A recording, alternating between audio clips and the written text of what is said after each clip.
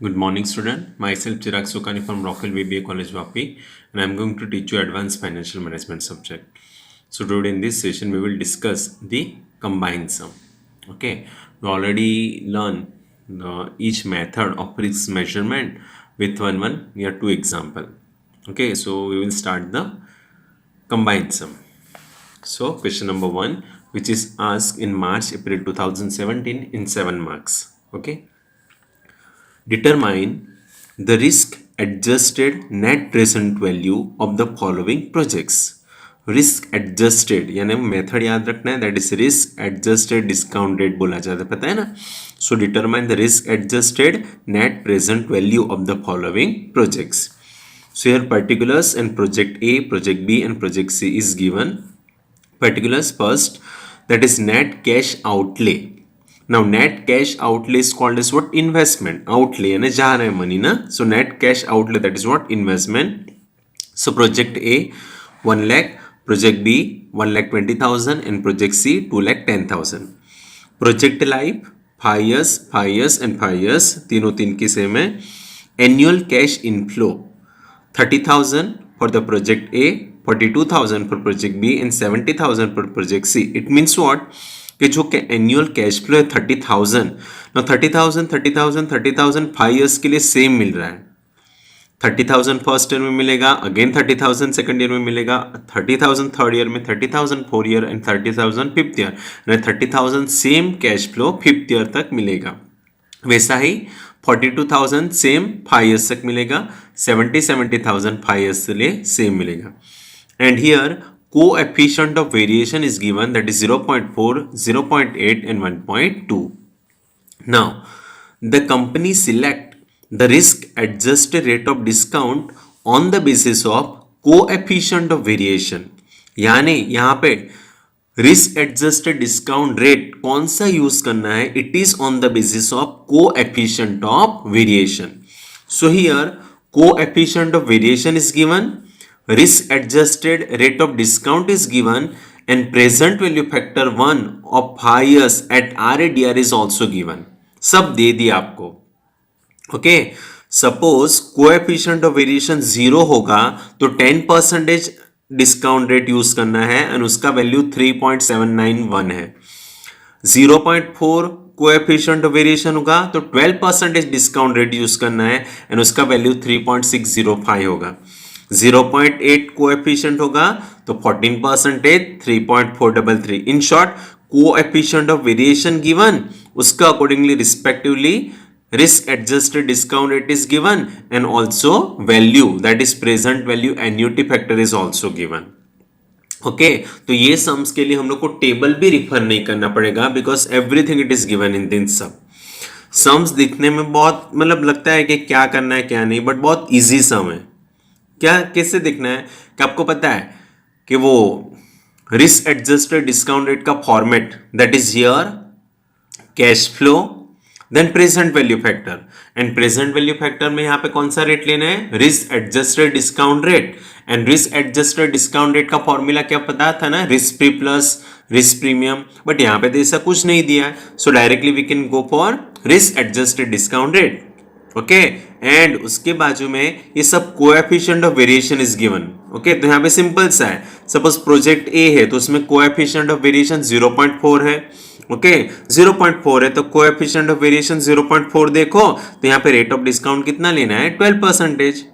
Okay, B में 0.8 coefficient of variation है, सो 0.8 को देखो एंड यहाँ पे एडजस्टेड डिस्काउंट रेट कौन सा यूज करना है? 14%. एनसी में 1.2 है, सो 1.2 के लिए 16%. बाकी इसे ही दे दिया है. क्लियर? तो सिंपल सा ही सम से सिंपल सा क्वेश्चन है. चलो first some, answer 1.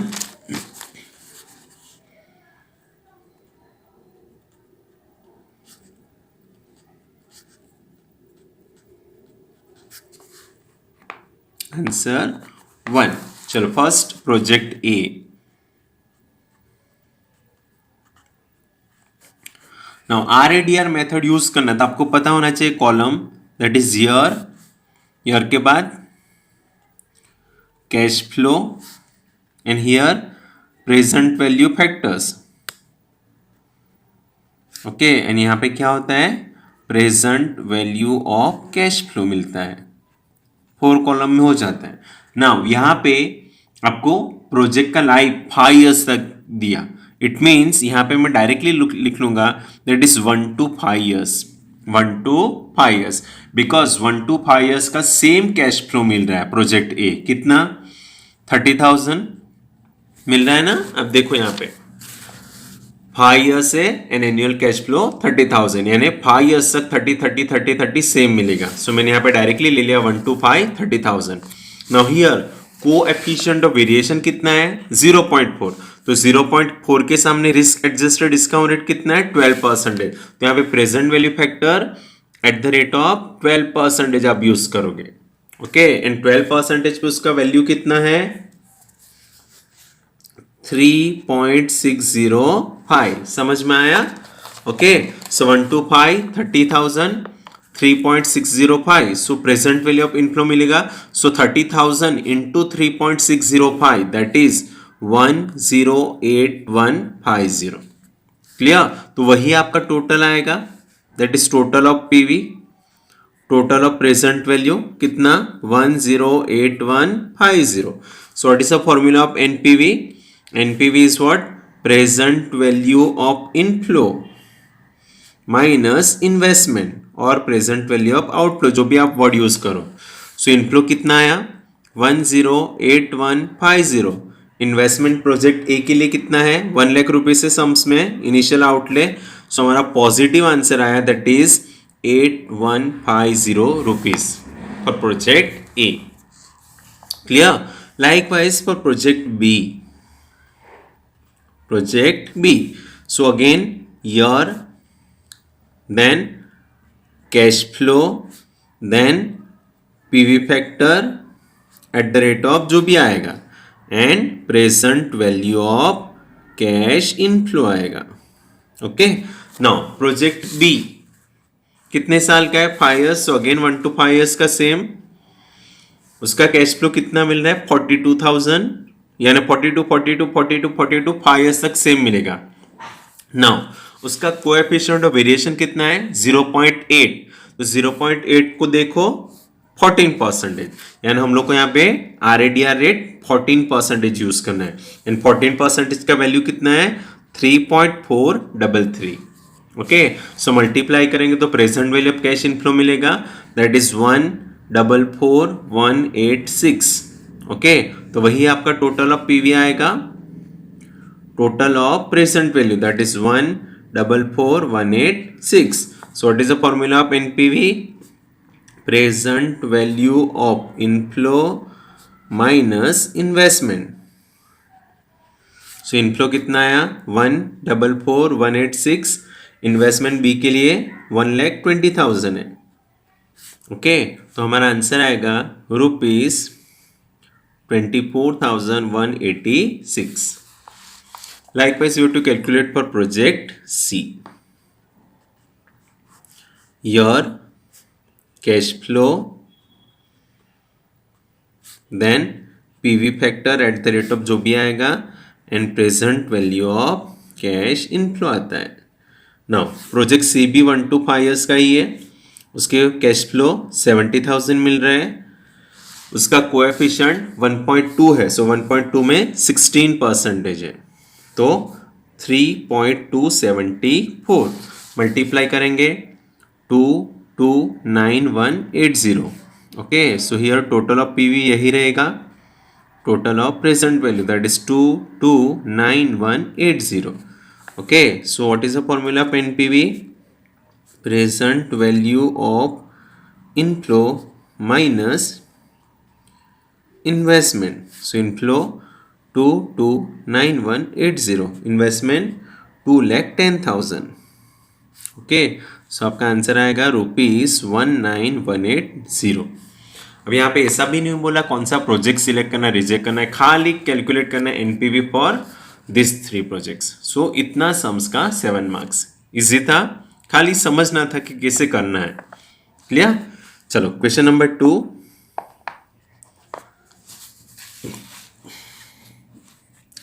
The textile company is considering one of the two mutual exclusive project, that is M and N, which require cash outlay of rupees 8,50,000 for project M and 8,25,000 for the project N. Clear? Now, the certainty equivalent, that is CE approach is used. Simple सा दे दिया, CE approach use करना है in incorporating risk in capital budgeting decision.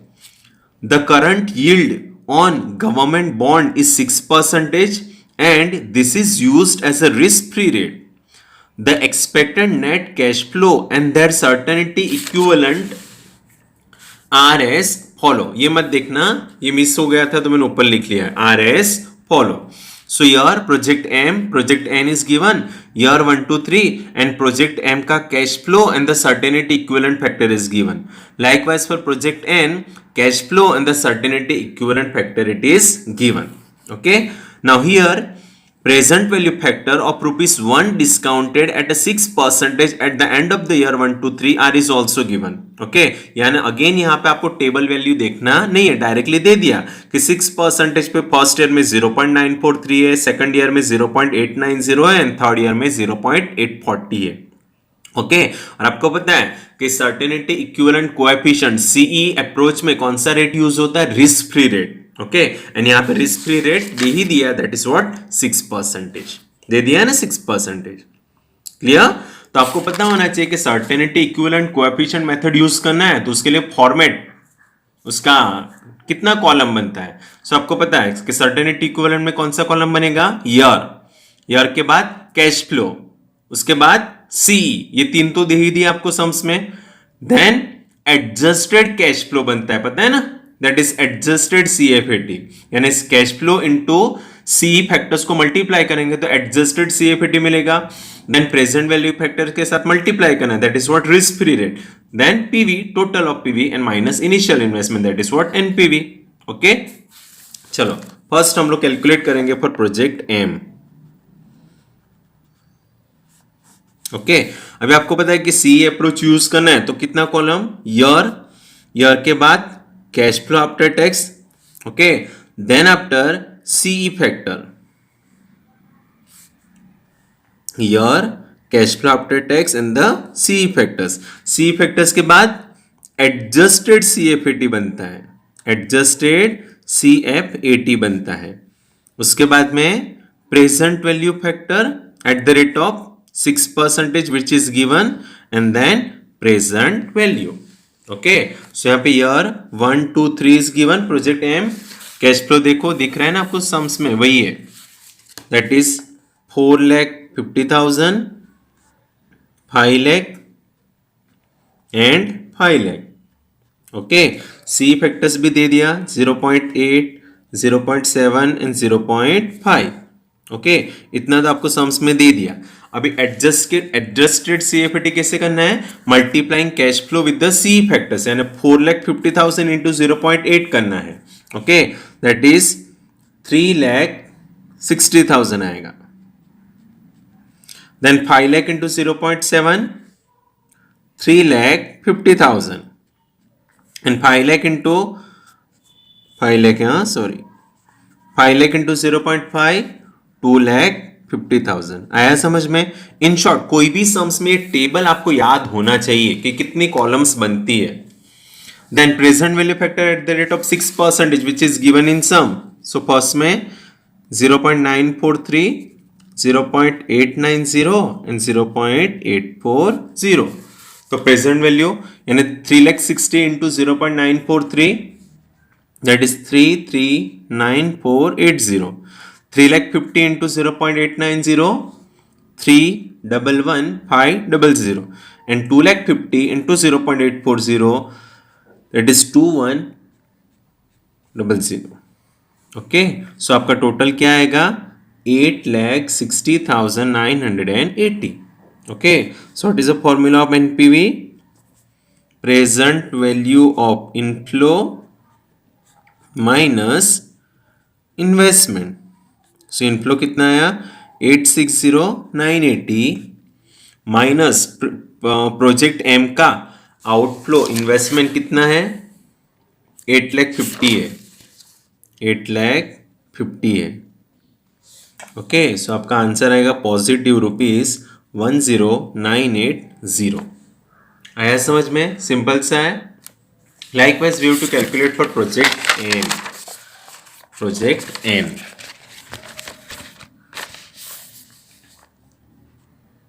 Project N, column पता चली, your cash flow after tax, CE factor, तो आपको क्या मिलेगा? Adjusted cash flow after tax मिलेगा। हम लोग उसको प्रेजेंट वैल्यू फैक्टर के साथ डिस्काउंट करेंगे eight the rate of 6%। Okay, तो हमें क्या मिलेगा? Present value. क्लियर? चलो, प्रोजेक्ट एन, ईयर 1 to 3 है, cash flow 4,50,000, 4,50,000 and 5,00,000, C 0.9, 0.8, 0.7. Okay, so adjusted 4,50,000 into 0.9, that is 405, 4,05,000, then 3,60,000 and 3,50,000 हुआ। प्रेजेंट वैल्यू फैक्टर सम्स में दे दिया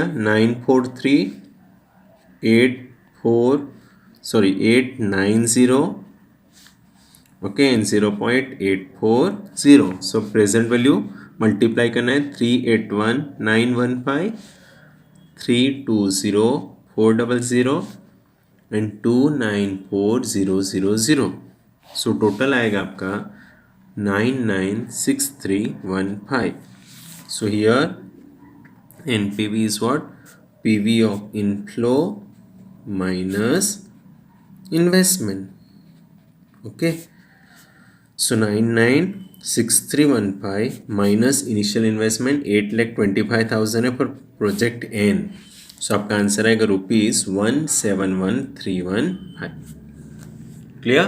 नाउ अभी आपको क्वेश्चन पूछा है, तो मैं यहाँ पे क्वेश्चंस लिखना भूल गया था, तो मैंने ऊपर लिखा है which project should be accepted. Which project should be accepted? So NPV का वैल्यू देखना है। सो एनपीवी दोनों में पॉजिटिव है, बट प्रोजेक्ट एन में हाई है। So first answer project N,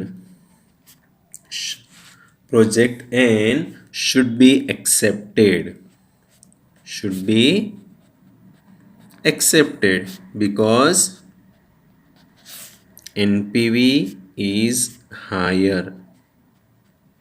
Okay, chalo next. If RADR method is used, which project would be appraised with higher rate and why? Okay, तो before answering of this question पहले आपको वो पता होना चाहिए कि कौन सा प्रोजेक्ट ज्यादा रिस्की प्रोजेक्ट है, कौन सा प्रोजेक्ट ज्यादा रिस्की है। बिकॉज RADR मेथड का कंसेप्ट क्या है कि जो हाई रिस्की प्रोजेक्ट है ना, उसको हायर रेट से अप्राइज करना पड़ता है। ओके, सो इनडायरेक्टली आपको सेकंड आंसर भी देना पड़ेगा। सो हियर कौन सा प्रोजेक्ट रिस्की है? मैंने आपको बोला था कि जहां पे सर्टेनिटी इक्विवेलेंट कोएफिशिएंट लोअर है ना, this project are riskier. Because आपका वो कंसेप्ट था RADR का, मैंने आपको समझाया था कि RADR मेथड में कौन सा ज्यादा रिस्की है वो आप पता करोगे, that is coefficient of variation, coefficient of variation. तो यहाँ पे जो सर्टेनिटी इक्विवेलेंट कोएफिशिएंट है ना, that is riskless cash flow divided by risky cash flow. और मैंने बोला था कि रिस्की कैश फ्लो जब हाई वैल्यू होगा, उसका वैल्यू हाई होगा ना, तो ही आपका amount as compare to riskless cash flow, risky cash flow का अमाउंट हाई होगा as compare to the riskless cash flow ना, वो केसेस में आपका सर्टेनिटी इक्विवेलेंट कोएफिशिएंट का वैल्यू कम आता जाएगा। ओके, अगर रिस्की कैश फ्लो का वैल्यू कम होता एंड रिस्कलेस कैश फ्लो का अमाउंट हाई होता, तो सर्टेनिटी कोएफिशिएंट का वैल्यू हाई आता। इसीलिए जहां पे सीई कोएफिशिएंट का वैल्यू लो है ना, this project are more riskier. Okay, तो हमारे सम्स में project M and project N, तो लोअर किसका दिख रहा है? एम का। Okay, so here project M is or being more riskier project, more riskier project. Okay, so आपका आंसर देना है if RADR method is used. So if RADR method is used, if RADR method is used, then project M would be appraised with higher rate. Okay, तो यहां पे पूछा why. Okay, because